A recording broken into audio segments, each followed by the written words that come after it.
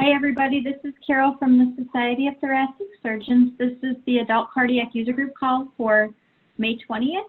We are going to get started here. On the line with me, I have myself and Leanne Jones from STS, and we have Melanie, Bent, Michelle, Jean, Joe, and Laura from IQVIA.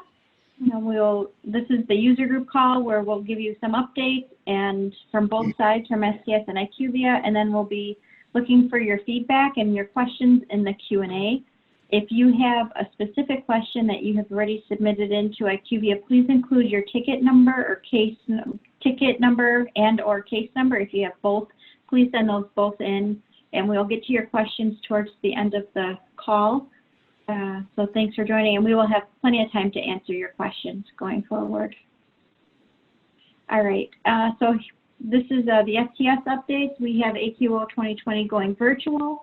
Our dedicated day for adult cardiac will be on Thursday, October 1st. We will have live content from 10 to 12 Central Time and live content from 1 to 3 Central Time. We will have breaks, exhibits, and e-posters open from, I think they'll be open for the entire time, but we'll have, or exhibits and e-posters, we'll have dedicated time from 12 to 1. And then also from 3 to 4.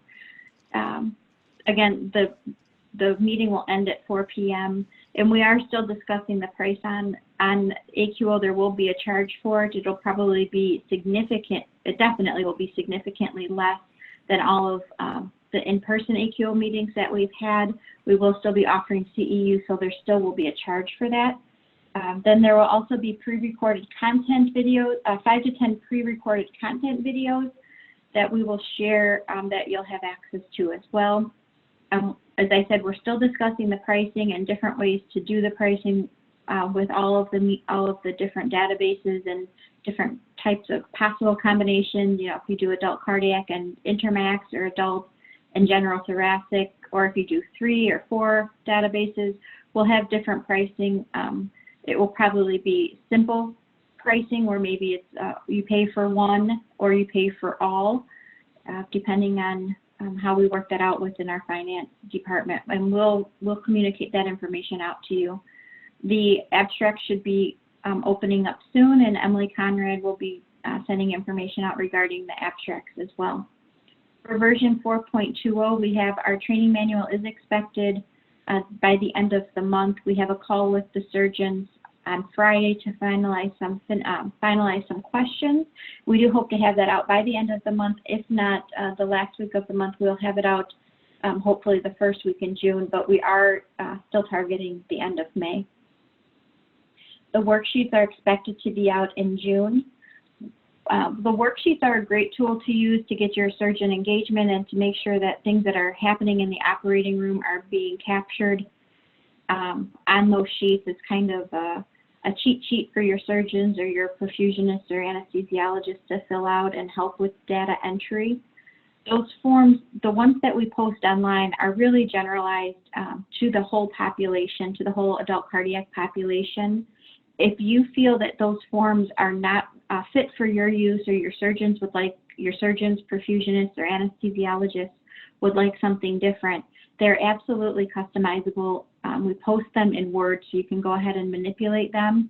Another suggestion would be to just take the data collection form and copy out of the Word version of that and make your own worksheets along with your surgeons and what's important to them. So we do post the generalized worksheets on the website. Again, you can go ahead and customize or make your own, whatever works best for your program. I do have a polling question regarding the frequency of user group calls that I wanted to kind of get this group's opinion on and see where we're at to make sure we're still providing you with relevant content and we're using your time wisely. So I opened up the poll, and right now we have user group calls monthly. We also have our monthly calls at the beginning of the month. That's more of a didactic type of call, education call. And then we also have right now we have our monthly version 4.20 walkthrough forms. So, and I want to provide you with what's best for you. So just wait here for a few moments. We have about 200 of 450 votes in. And I can see that I think it seems like unless the rest of the 100 people are going to vote bi-monthly or quarterly, it looks like we're probably going to stick with monthly. Let's see if we get any more votes in here for the next few seconds. I think these calls are useful. We want to hear from you and we want your feedback, but I want to use your time wisely as well. Okay, I'm going to stop the poll here and I'll share these results with you. I'll leave these results up. They should be in your black bar on the Zoom platform. On the black bar, there's a button that'll say polls, and you should be able to find those results there for you to view. Okay, so thanks. It looks like we're going to stick with monthly calls, which is totally fine, and we'll just keep reassessing every few months to make sure we're still providing you with what you want. Now I'm going to hand it over to Melanie Bent, and I'm not sure that Jeanette is on, but Melanie is on, and Melanie will be presenting on IQVIA. Oopsie. Okay, Melanie, are you there? I'm here. Can you hear me? Sorry about that. Yep. No problem. No problem. Thanks, Carol. And hello, everyone. Good afternoon. Let's go ahead and let's talk about current updates. Let's go to the next slide. Okay, so we do have a couple of updates that recently happened, specifically around the data quality report. So we wanted to make sure that you are aware of these changes. Some of you may have already seen them, especially if you've gone into the platform as of Monday. With the data quality report, we were asked in the past to remove the record ID and patient ID within the message column. Previously, those IDs were basically prefixed in the beginning of the message. And for those that were exporting and trying to basically sort through using the message, those IDs were basically an item where it was blocking. And so we were able to remove those IDs from the message column, and we have now placed those in their respective source ID column or record ID column now.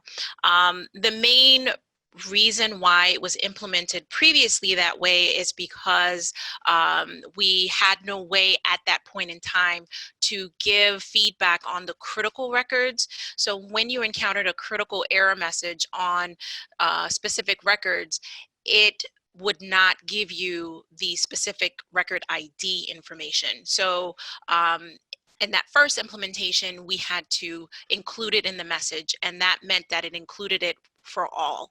But now we are able to make the change, and you will see that appear in the report in a respective column. Even if it's a critical, you'll be able to see that information. Let's go to the next slide. Another item that has been raised as a request was being able to filter when duplicate messages or duplicate records were identified by the system. You automatically got a warning to indicate that a duplicate of the record was identified, and it basically displayed in your results. Now you have an option where you're able to filter those duplicate messages out of your results. And so you will see when applicable, because it's a dynamic filter, if it does recognize that those messages appear in your results, you will see the filter appear, and you can see on the screenshot where it will say duplicate. If you uncheck that option, it will filter out all of those messages, and it will just leave you with the results of whatever you're viewing at that time. So if you're looking at the criticals, or you're looking at errors, or looking at warnings, then it will just filter those messages out of those results. So wanted to let you know that that is now available. Let's go to the next slide. There are enhancements that we're continuing to work on, and we'll continue to update the platform with. There are additional items that we are working on for this month to be included, and once those have been added, we will be, of course, putting a notification within the platform. The things that we're continuing to work on and enhance is, of course, the processing speed for the for the uploader. And then in regards to reports, we are getting prepared to enhance those. The current dashboard we're looking at, of course, being able to include the new 4.20.2 variables for the respective reports. And so that is, we're currently working with STS with verifying what those items will be and how we will, of course, update the dashboard with those variables. And then for the MBR, we do have a couple of items that we are repositioning on the MVR, being able to make sure that it's basically just on feedback that we're getting from you all, how do we continue to enhance and make it more user-friendly in regards to the feedback that it provides. So we're continuing to work through those. Let's go to the next slide.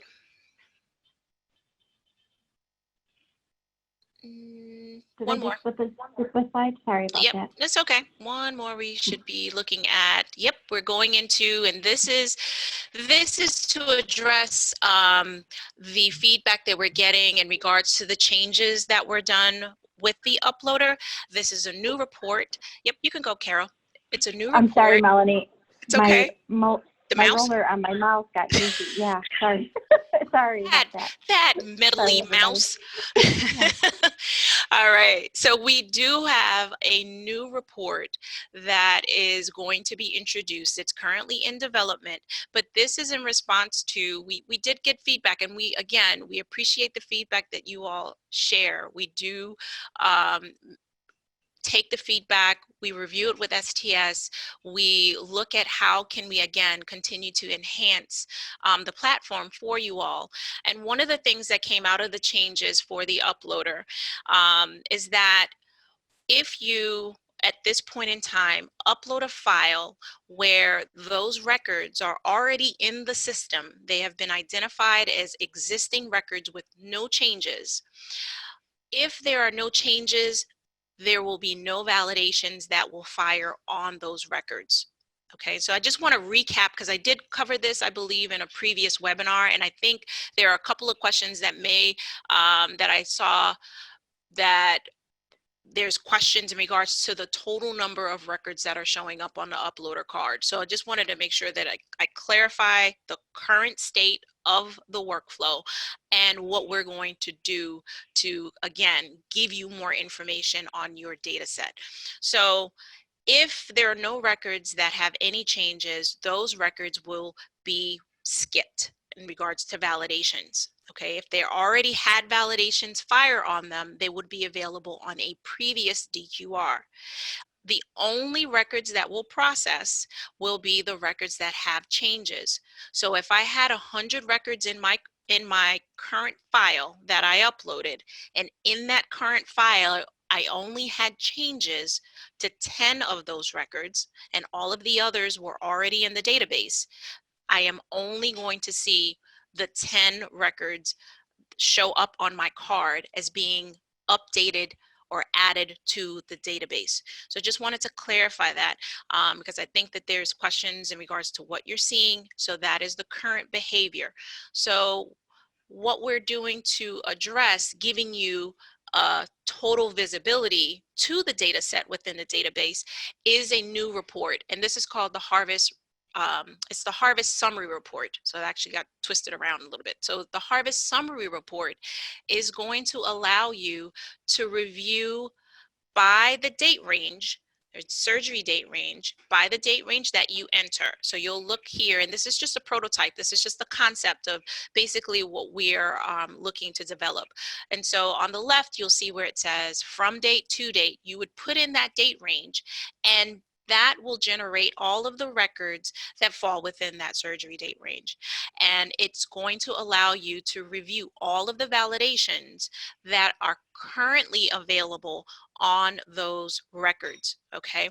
So think of it as current state. What are the validations on these records? How do I see that? This report is going to give you that information.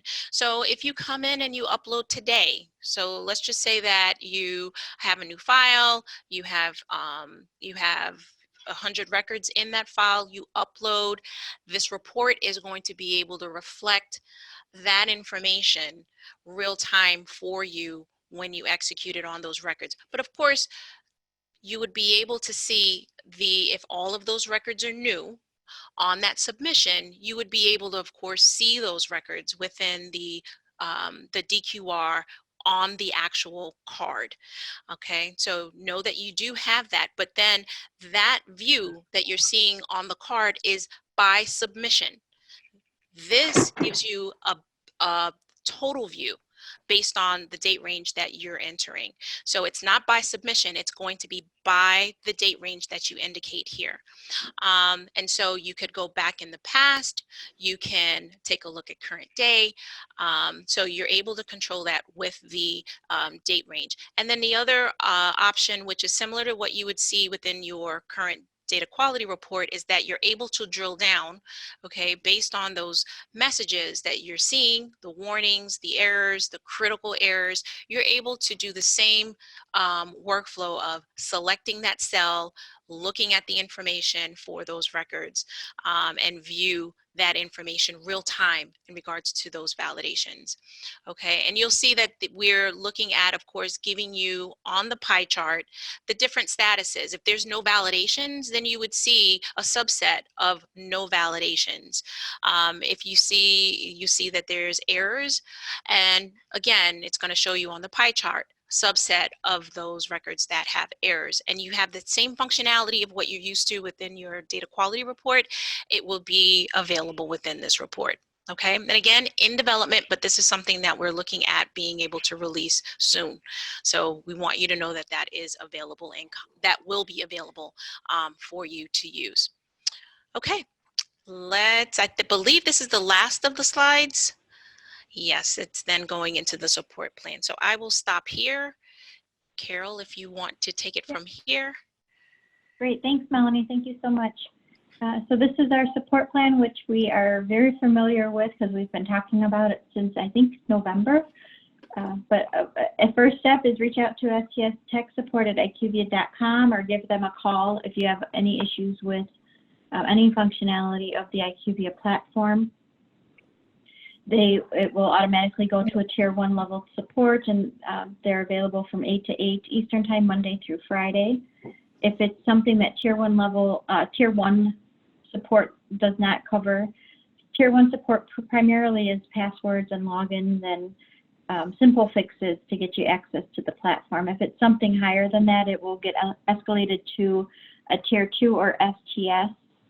I believe that, and Melanie, correct me if I'm wrong, that when a tier one support question gets escalated, an email is generated, and sometimes that email will say that your ticket was closed, it was escalated to tier 2. It's just saying that it was closed with tier 1. That number is still active, and it's now at tier 2 type of support. Is that correct, Melanie? I don't know if Jean or Joe are on. Just to clarify that, Jean or Joe, Okay. are you, either one of you, available to answer Hi, that? this is Jean. Hi, Jean. Hi, Jean. Can you hear me okay? Yes. Yes, All right. Yeah, the response email, to be honest with you, I would have to look at what it is. And if we need to update that or clarify it further, we can do that. So I will follow up with the tier 1 team just to get, just to review that with them, and we'll get that updated. It may not be a quick turnaround, but we'll work on that as quickly as possible. And then that way it won't be, and there won't be any confusion. But in the response email, it does indicate it was escalated to tier 2. But again, I'll just verify the rest of that for this. Great. Thanks, Jean. Yeah, I think one site had reached out to me. This is Carol. One site had reached out and questioned some of the language on there, but I didn't know. I just want to let the sites know that even if it says closed and you haven't heard from IQVIA yet outside of that email, that they are actually escalating it to a tier 2 for you, and that ticket number is still active. Right. So any, In the body of the email, it does indicate it was escalated to tier 2. They can always follow up using that number, that case number that's on that email itself.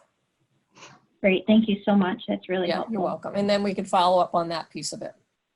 Oh, wonderful, thank you. Yeah, you're welcome, Carol. Thanks. The next part of this support plan that I wanted to just touch on a little bit further was the vendor questions. If you know that the issue that you're having is related to your vendor, please reach out to your vendor first before reaching out to IQVIA support. If it's strictly a vendor issue, your vendor will be able to work with you on that and get it corrected. Sometimes there are issues when your data comes into IQVIA that IQVIA can identify that the issue is with the way the file is being submitted from the vendor. So then IQVIA would work with the vendor to get that corrected. But if you're certain on your side that it's a vendor question, then please reach out to them first before coming to IQVIA. That way you're not playing the phone game and trying to get to the right person for your question. Okay, I think, where are we at here? So again, my mouse is having a hard time today. The resource page, we have the STS National Database web page, and then our STS Tech Support at IQVIA.com, the phone number, and then the National Database feedback form, which is a place for you to provide your feedback to us about things you like, things you don't like, or things that you would like to see in the future enhancements. It is not a place to submit questions regarding a current harvest. If you have questions that are related to the IQVIA platform and the current harvest, you would use the STS Tech Support at IQVIA.com.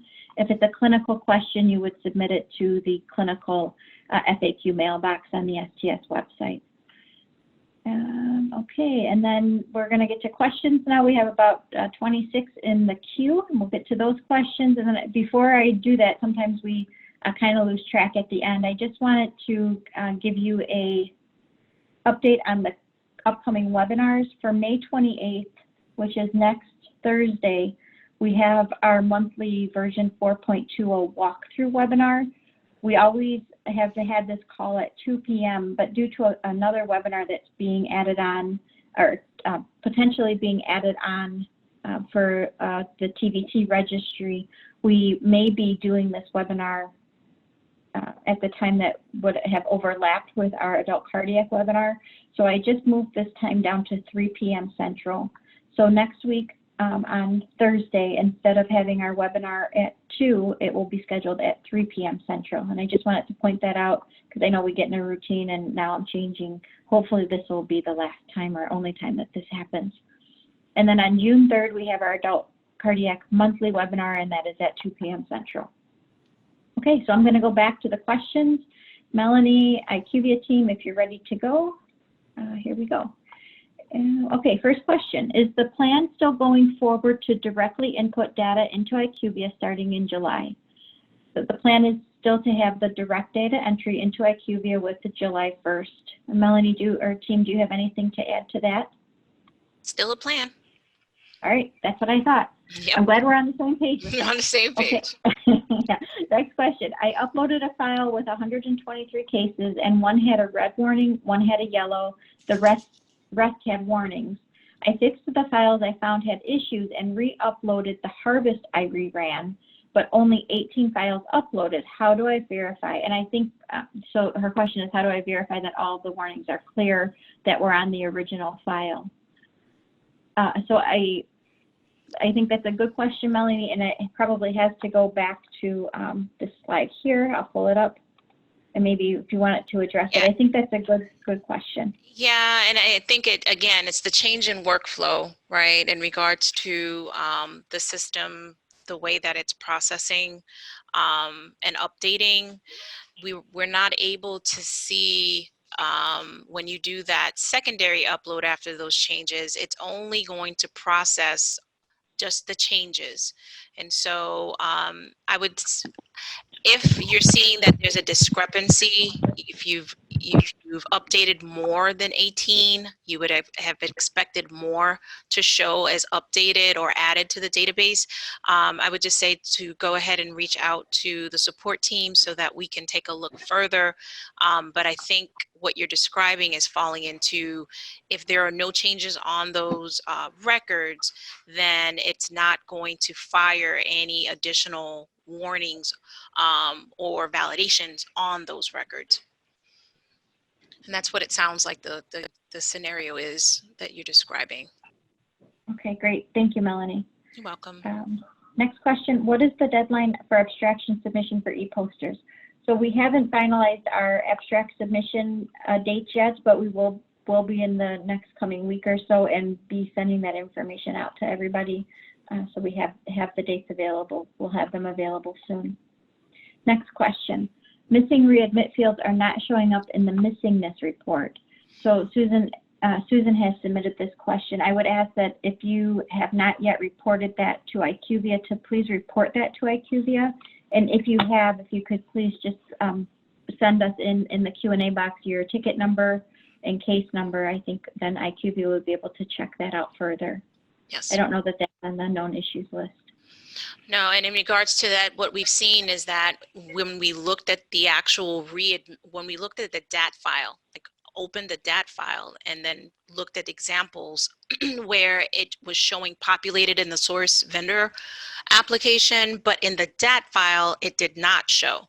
So those, again, not saying that that's what's happening in your example. That's why we would need you to contact support. But that's the first thing that we usually check to see, okay, well, what exactly is in the DAT file? And if it's not in the DAT file, or if it is in the DAT file, you know, that helps us to diagnose, you know, what could be happening. So please reach out to support if you haven't already. Great, thank you. Next question, does the surgeon have to sign the worksheet in case of an audit? So the hope is, and what we have said is that if there's discrepancy between what is in the medical record and what is on that surgeon worksheet, then you need to adjudicate that with your surgeon and make sure that there's consistency between the two sources. If you're going to use the surgeon worksheet as a source of documentation, then you would need to follow your hospital guidelines as to if that needs to be signed and scanned into the chart. So it really, whatever on that surgeon worksheet, if it's not part of the chart, if it's not going to be signed and scanned into the chart, should already be dictated in the EHR somewhere. If it is something that you are going to have become part of the chart and there's discrepancies, adjudicated or talk to your surgeon and get it straightened out. If you're still having issues with that and you aren't able to work with your surgeon for whatever reason, then I ask that you please reach out to me and we can help with that somehow, provide you some guidance. But anytime you're audited and if you have data that does not match, it's going to cause an issue with the audit because the auditor will not know which information is correct. Next question. How will the new select all questions work in reporting and within the dashboard now that one question will have multiple answers? Thanks. So the select all questions will be, instead of having individual short names and sequence numbers, they're now going to have harvest codes. So we'll be able to map those harvest codes to those short names and sequence numbers so they would still populate in the correct spaces within the dashboard. Anything that, I think I got that right, Melanie? Yeah, you did. Yep. Okay, yep, great, you got it. you.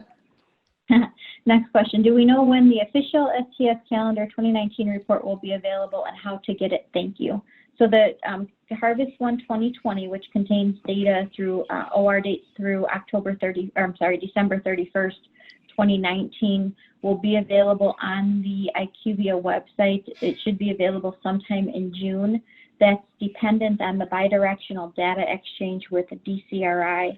And we're still kind of, we finalized the plans for that, but I think we don't have anything back yet from DCRI regarding the analytics. So as soon as that comes back and IQVIA is able to populate that benchmarked dashboard, which will be your calendar year 2019, starting with your calendar year 2019 data, we'll be providing more information and also education for both you and then for the surgeons. And Carol, comments can from I Cindy add? Piat? Oh, sure, Can I yeah. add? Oh, before we get to Cindy, because I saw it. Yep. Also, so this, and just to make sure that everyone is aware that that is going to be a brand new report that will appear as an additional link, and you would navigate and see that within the operational reports menu. So that's where you would be able to access it. So just know when the time comes, just as where you're going to the missing variable and to the dashboard, you will see an additional link that will present the harvest. I'm sorry, I completely went blank. The 2019 harvest report. Great, thank you. And then a comment from Cindy Piatter. And if for those of you who don't know Cindy Piatter, Cindy's a perfusionist at Northwestern, and she is one of our lead core group members. And we had our core group members, we had some of our lead core group members come in, and Cindy was one of them because she's so close to our office.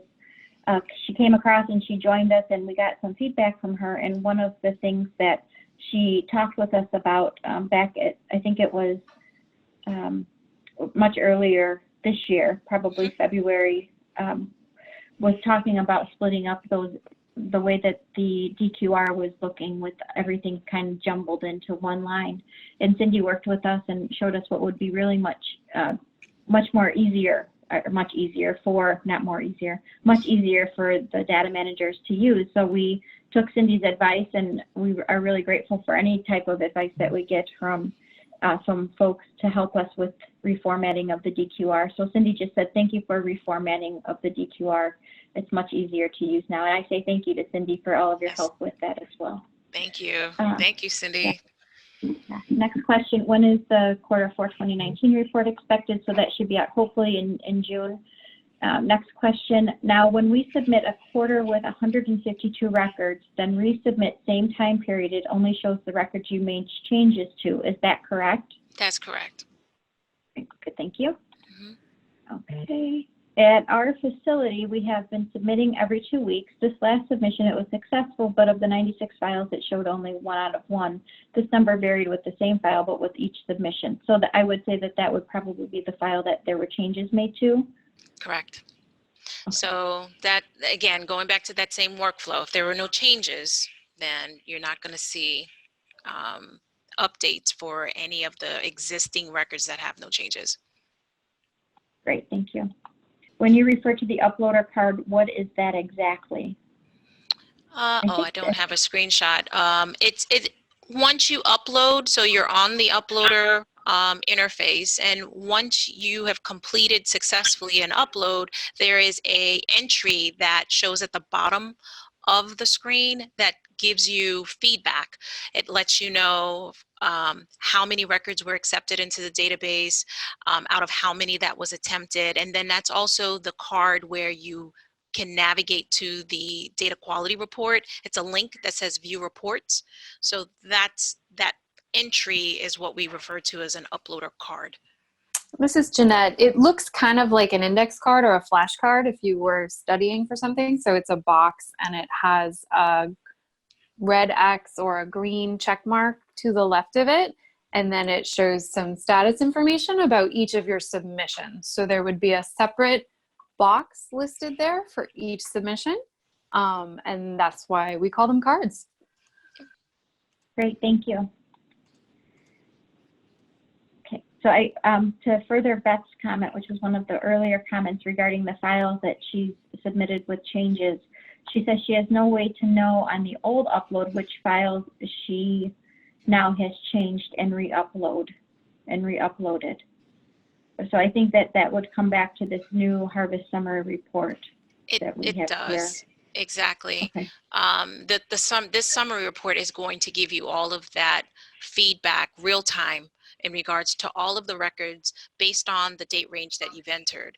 You're going to be able to receive that information. For now, the only way is to, if there were changes, and with those changes, you would see within that submission, you would see the feedback on that entry for that report. But if there were no changes and if you needed to look at the original validations, you would have to go to a previous submission to review that. But again, we heard your feedback. We understand that it was a change in workflow and getting to that data, and that's why we're proposing and developing this new report. Great, thank you. Next question. We don't submit Social Security number. We do have them in our database and it is known, but so it shows all of them, and it is known. So it shows all of them missing. Would it be better to mark not known, or does it matter? It doesn't really matter. It's just that when you mark yes and then you leave it blank, it's going to show up as missing. So you can dismiss those if you know that that's a correct warning, correct missing for you. This is probably something we can cover on a future database webinar to talk more about the Social Security numbers or fields that you have that are PHI that your site doesn't care to submit to STS. Well, we can cover that further on another, but for the purposes of your question, I would say either way would probably be okay. Next question. I had to make a few changes and then resubmit the data. It is showing up as a duplicate and I can't see how to filter. I was told by IQVIA that there was an issue on their end, but have not received any further communication. I have checked many times, but still showing duplicates. So I would say that if you have a ticket number or case number, to please submit those into the Q&A, and then IQVIA can follow up with you on that. Anything to add to that, Melanie? No, that's what I would recommend also. Great, thank you. And then next question, two questions kind of going together. First is, can we harvest all weekend? And then is there any support for the holiday or holiday weekends? So the support is not available on, you can submit at any time over the weekend if you'd like, anytime that you want to submit. The only time that the platform is usually not accepting submissions is for a few hours or an hour after the harvest closes, which is usually at midnight Eastern time. So hopefully nobody's up at that crazy hour worried about submitting their data. But if you are, you would just see you would not be able to submit your data for a very, very short time frame. In the morning when you wake up, it would be back to being able to submit. There is no support. You can the support at IQVIA is through the work week, and I'm not sure about holiday weekends. So Melanie, I'll leave that for you. Well, weekends, again, there's no coverage, but Jean, if you're still there. Our support team does have the day off on Monday as well. We'll talk to STS and maybe look at putting a notification up about those holiday support hours. Great, thank you. Thanks. Next question is, thank you to IQVIA for listening to our comments and making changes which improves the use of the platform, and that's our goal. We want to, we started off with a pretty base model and we want to enhance it to the best of our available resources and to what's going to, at the time, and we continue to enhance it as we get feedback and we're able. So we're happy that I'm happy that IQVIA is able to help us with that. Next question about Harvest One report functions and education for new reporting. So that will all, Harvest One report will be expected in so hopefully sometime in June, and then education will kind of be provided before we're able to, or before we post that report or open up that dashboard, I should say. Next question, and this might be for Jean. If I don't receive an email back or don't get a ticket number, can I assume no one is working on it? And what steps should I take? I would strongly suggest that you send an email to the STS Tech Support and make sure that you ask it to be escalated. Great, thank you. Yep. And how long should a site expect if they do send something in via email and they're waiting for a response? What's a reasonable time before they reach back out again? And hopefully this isn't, I don't think this is happening frequently, but it is it may be likely that an email gets lost or it, for some reason, doesn't get through to IQVIA. So in the event that something's blocking the email, or how long until a site should to wait so the site reaches back out and says, hey, what's going on with this? I submitted this email. Yeah, if they have not heard back from us within 1 business day, then they should reach back out to us. So case in point, so say that they sent it out their time at 10 a.m. If they don't hear back like by noontime the following day, then they should reach back out. Mm-hmm. Great, thank you. Yep.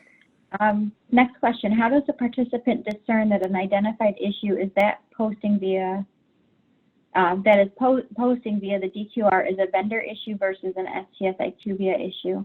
So I guess if it's an issue with the vendor software, that's when they would be, our cloud-based platform, that's when they would probably be best to reach out to their vendor, a functionality within the vendor's platform.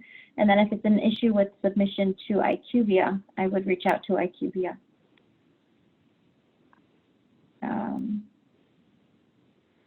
Susan has submitted her ticket number, and we will pass this on to IQVIA, and somebody will be reaching out to you with that ticket number. Thank you. Quarter 1 2020 submissions. Have centers been submitting, and are there any known issues? So the centers people have been submitting data since they've been submitting data since we went live at the end of January. And for quarter 1 2020 submission, there's no downtime. There's no reason why you cannot submit that data. So we want it all in quarter 1, we're now in quarter 2, and we want that data. So feel free to submit it. And again, this is an open submission. So there's no true harvest close, harvest reopen period. It's open, so you can submit. I must have missed this. So we no longer need a third-party software to enter data, i.e. Lumetics. So not that you will no longer need a third party, but there will be a direct data entry option with IQVIA. It will be not the same functionality as your vendor software. We will be providing more information on that. It is an option mainly for sites who maybe don't need all of the functionality that the vendors have to offer, or who maybe can't afford to have a vendor software. So this is an option that would be available for those types of sites, and we will provide more information as we get closer. Next question, can you provide more info regarding the upcoming training webinars for new data managers? Thanks. So we will start a new data manager training webinar series. I believe the first one is on June 4th. And these will be, the series will consist of 2 webinars a week apart. We'll have the first webinar will be on June 4th. The second webinar will be on June 11th. We'll cover things that new data managers need to know: how to navigate the website, how to fill out a clinical question form, how to read the PRAC ID chart, how to read the data specifications and the software specifications, things like that, things that are not clinical in aspect, but things that are more operational, and to help bring new data managers on board with a feeling of that they have a well-rounded base to start their jobs and continue doing their jobs well. We also encourage, if you would like to join and you are not but you would consider yourself a new data manager, I think it's really helpful to also check one of them out and see how that works. There'll be 2 different types of presentations. So June 4th will have different content than June 11th, and then we will repeat the same 2 webinars the following quarter. So June, I think that will be October, if I'm not mistaken, September or October. In the 3rd quarter, we'll repeat the same 2 webinars. Melinda Offer, who manages our STS Clinical FAQ mailbox, will be leading the webinars. And she'll be providing, along with myself and whomever else she'd like to have on as panelists, will kind of be helping her out, but she'll be the main one presenting on those webinars. Next question. My hospital will have historical data in 2.9, and we will start collecting 4.20 in July. Should we submit the 2.9 data by a deadline? So the harvest deadline for quarter 2 2020 is in August. I believe it's August 21st. So that's the deadline to get your data in with OR dates through June 30th of 2020. Next question, can the placement of the columns for patient ID and record ID be standardized in a different view? Example, in the DQR, record ED is the first column, then source patient ID. In the dashboard, patient ID is the first column and the record ID is in the last. It's just easier if it always is in a similar location. And I think that's great feedback and probably something IQVIA can take back and put in the list of considerations. But I'll let IQVIA talk on that. I don't know how difficult it is or how much resource that pulls from them. We can add it to the list of considerations. And Okay, I understand just being able to have consistency across. I understand what she's asking. So, yep. Okay, great. And next question, as a new data manager, is there a summary of significant data element version upgrades that would be most valuable to share with the clinician team?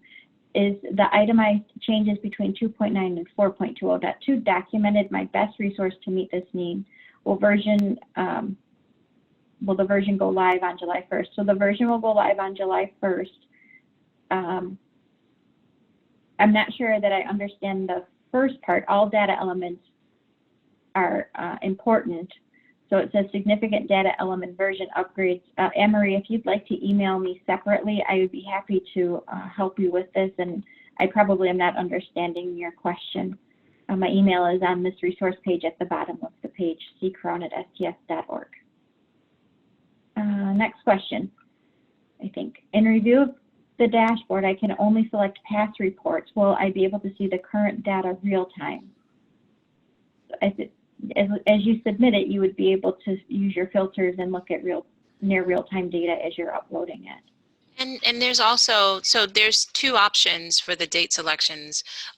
So there's the drop-down picker that has predefined date ranges, but you can put in, there's another option where you can enter in dates manually to see even if you wanted to look at information that was uploaded with reporting dates, whatever you uploaded with those actual surgery dates, you can put that in manually and see that real time.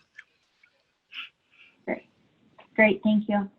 Next question, is it possible to have the criteria selected and used to generate the data quality report display on the report screen and within the exported file if data is exported?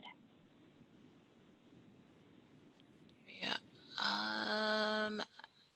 I need to take a look at that. I thought that the filter criteria showed at the very top of that export. I may just have to go back and look where it actually, yeah, I think those filters also appear at the very top, but we can take a look and just verify that. But if anything, if you're looking at once the report generates at the very top, I thought that it listed filter options in the very top section before you got to the results.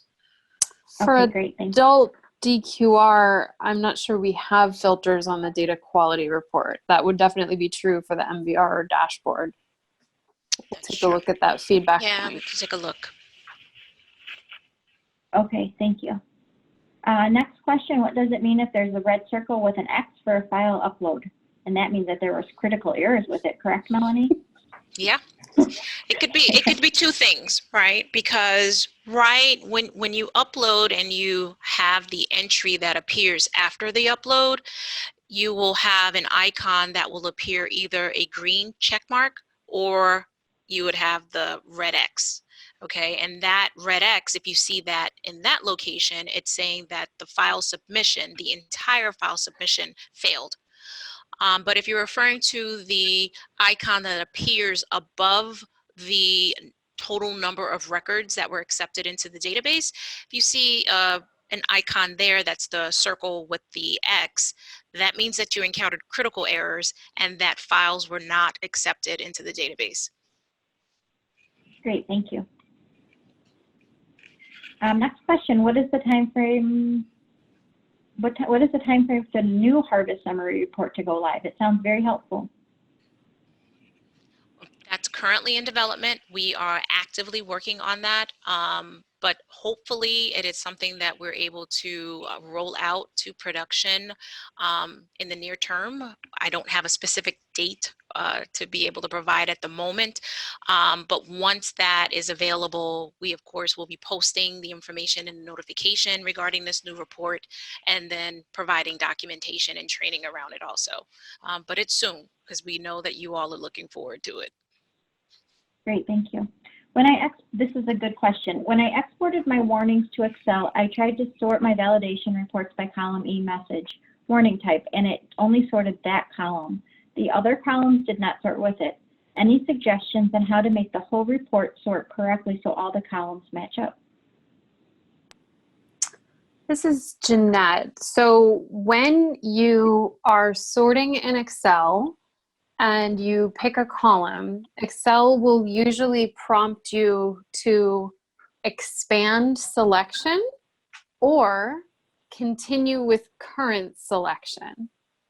So if you continue with current selection and you only have the message column highlighted, then it's going to do what you just described, and it's going to jumble up all your rows. So it'll sort just your message column and not sort the other columns.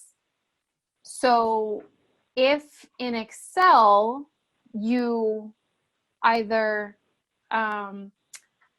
do expand that selection so that all of the columns are in play, and then Excel, thinking it's being helpful, is gonna then say, oh, like you want to sort all the columns, and it'll show you, I think, a little checkbox interface depending on the version of Excel that you have, and you can unselect the other columns that you don't want to sort by and just leave the message column checked. So then what that will do is Excel will sort your message column, but it'll keep the information in the other columns along with that same row, and it'll move them around too. So it'll keep it all together. Yeah, that's great. Thanks, Jeanette. And I think there's probably good tutorials on YouTube about how to sort within Excel, because I know I've had the same issue when I started sorting in Excel, and I think I found some pretty good tutorials there in YouTube to help walk you through it step by step on how to do that. So that's kind of annoying when you sort and then not everything ends up together. It's like, what the heck happened? So thank you, Jeanette. That's really helpful. Next question. When an issue, and this is probably for Jean, when an issue is escalated to Tier 2, how long should it take for the problem to be resolved once in Tier 2? That's going to be dependent on what the issue is. As Melanie and Jeanette has posted out or have spoken about this in prior meetings, that depending on if there needs to be a fix put into the system or not. But typically the Tier 2 team will respond, as I indicated earlier, within 1 business day. If there's going to be a ticket open to put in for a fix, they will let the users know that also. Joe, did I miss anything as how you respond to them? I'm sorry, Jane, what was the question? Joe, you're faint. Oh, yeah. Jean, So Joe, the question was about how long does it take for a Tier 2 resolution to occur? Right. Yeah, that's gonna. I think as Jean was kind of getting at, it's going to depend on the nature of the issue. If there's a bug in the system, that's going to have to go through our development process, which Melanie and Jeanette would be able to speak more to. But if it's something, it's like oftentimes it's us having to escalate something to Melanie and Jeanette and their team and get an answer from them, because we are familiar with a lot of aspects of the database, but there's constantly changes. There's constantly things behind the scenes that we might not be aware of. So if it's just something where we have to escalate and get an answer back from them, that's typically within a day or two, we can get a response from them. But like Jean was getting at, if it's something that requires a system fix, it could take significantly longer depending on what changes need to occur to the coding and that sort of thing. Great, thank you so much. Okay, next question. What does that mean if the file uploaded was complete by the validation, but the validation alert is failed? Melanie? Validation alert is failed. Okay, let me just make sure that the file upload was completed. So that means that the entry has a green check is what I'm assuming. And again, I got to go off of assumptions because I'm not 100% sure. So that is showing that the file was successfully accepted, but potentially you could have critical errors that could prevent the file from or records from coming into the database, because you can run into that. It really is just going to depend. You can run into a scenario where you uploaded a file, and if there was a file structure error encountered, you could see that that actually would show a red circle next to that entry. So it just did not pass. You could have an entry where it's accepted, you'll have the green check, but then on the record count, it says 0. No records accepted. And maybe you have a red circle in that instance where you hit critical errors. If you were to encounter that, all records that were included in that file were not saved successfully to the database. Common example, and this is more so for individuals who have access to more than one participant ID. It could be that the user could have uploaded a file that belonged to a different participant ID. There is a validation match on that. And so basically it would throw a critical and all records would be dropped. So it's just different scenarios. We would have to see exactly what the scenario is, but those are the common ones. And hopefully I answered the question. Yes, I think you did. Thank you. So I want to make sure I understand that the patient ID number being absent on the DQR report is normal if they are a resubmission. Yes, that is normal. And usually what you would see is there is a entry at the very beginning of the alerts by records section where it will be, I believe, record ID 0, and it's going to give you a total count of those records. And in that instance, when you select that cell, it will not have patient IDs available. And so that is expected. Great, thank you. Next question, and there was another question that kind of went along with this one regarding the direct data entry. We do not have more information right now to share regarding the direct data entry, but as soon as we do and as soon as we're able to give training on that, we will work with IQVIA to provide that information. And it will be similar to other direct data entry platforms like you use for Intermax and for the TVT registry. It'll be very similar. The data collection forms will look very similar to the paper forms and things like that. Next question, and I think this will be our last one. Have participating surgeons been provided with login information from the IQVIA platform? Are data managers responsible for providing them with training on how to use the dashboard, or do they have their own webinars they should be viewing? So all surgeons for adult and general thoracic have been sent their login information. If they have not received it, they can reach out to stsdb@sts.org. I don't know if I put that on here or not. I don't think I have it on here, but Leanne can type, maybe Leanne would be able to type it in the chat box to everybody. If they have not received their login credentials, please email stsdb@sts.org. Provide the surgeon's name and your participant ID number, which is that 5-digit number your site is assigned from the STS. Regarding surgeon training or physician training, once we have the benchmarked dashboard available, we will be providing physician training for that as well, separate from the data manager training. However, if you are able to help your surgeons with that, we ask that you please do help your surgeons with the dashboard. Not all of them will be able to attend the training, and they depend on you for that as part of their, since it's going to be new to them, and you'll have to be explaining the reporting, the quarterly reports through those benchmark dashboards. will help you be able to explain it to your surgeons clear.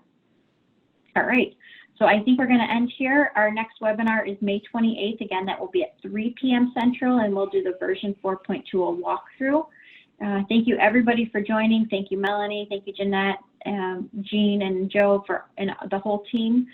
Thank you, Leanne, for helping me out. And I hope you all have a great day. Stay healthy and safe. And I look forward to speaking with you on the 28th. So take care, everybody. Thanks, Carol. Thank you, everyone. Have a great weekend. Thanks, Leanne. Bye. Bye, guys.